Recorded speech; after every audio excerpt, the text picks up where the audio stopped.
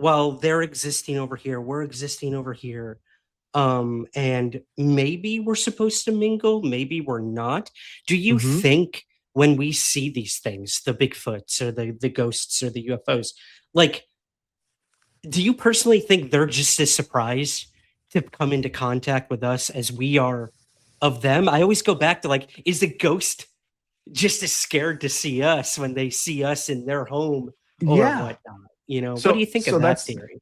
that's a great question. I think of two different things. One, I talk about in the book, different witnesses that I've met that, I haven't told anybody the story. I'm going to share this with you, but there was a moment where Kentucky Sherry, who I talk about, has a sighting as they come around the corner with her husband driving, and he didn't see it. He was just driving on the road, but she looked off and she made eye contact with this Bigfoot. And she just said, she goes, it looked as surprised as I was to see me as I was to see it.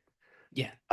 And so that's one piece. And then I even think it's a TV show, but just on an episode of Ghost Hunters back in the day, there was an instance where they were in this old colonial home and they were asking questions. And I don't think they were getting it, but through the EVPs, the response was from back another time saying, I can hear you, but I can't see you. And at that moment, I'm realizing, wow, they're talking to somebody from the past at that time. So imagine hearing these distant voices asking for you, and you're kind of like, where's this coming from? That's coming from the future, right? In their Yeah. world. So now you have time not having any, there's no, it's again almost like non-local that we can traverse all these different things. So that just kind of makes my head spin when you start to look at those examples that, yeah, maybe they're showing up in the and they seem to show up in these same areas over and over again, like Monsterland, like Skinwalker Ranch, the Bridgewater Triangle. And what I found too, doing all these different talks in different libraries and small communities, is that they're having them too, and they're only talking to each other. Like, they have a neighborhood they're all seeing the same stuff, but they're not telling a soul except the ones that have seen the same thing. So I think there's a lot more that's starting to get revealed as we go further down this road. Yeah. Yeah, you're right. Yeah. And, when this UFO stuff first started with the government, it was simple military grade UFO videos, Right. very like, again, people can understand that, comprehend that. Yeah, they captured an unknown object on this gun camera. Cool. Okay. Mm. And it's considered a UFO. All right. But then when you slowly start bringing in these other things, interdimensional, the Ezekiel's wheel, this is when people start kind of being like, ugh, like I'm Yeah, not and ready to go fear there.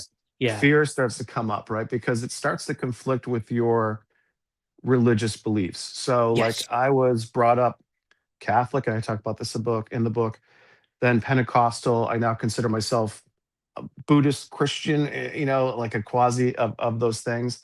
But there was always a fear that if it's not good, it has to be demon or it has to be something that, so that's that blocking point, that journey I think that each person has to go down and realize some things are inherently evil, whatnot, but not everything is instantly this negative thing.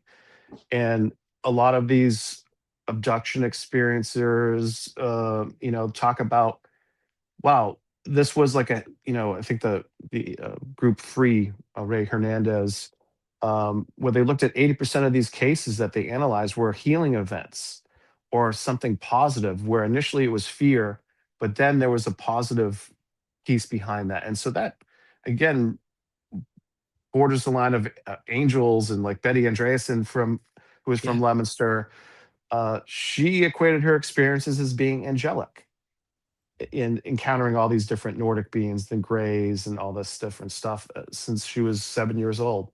So there's something to that, and I think if we look at these different experiences and we start looking at it from a wider lens, they all are going through almost like the hero's journey, Joseph Campbell kind of example, and we all have to kind of get to that point. Not everyone's going to go on the trail for the adventure. Some people are going to be refrained because of the fear that they've been taught or programmed, and I think that's the the piece now that people are starting to get out of that systematic programming of what is real and what's not.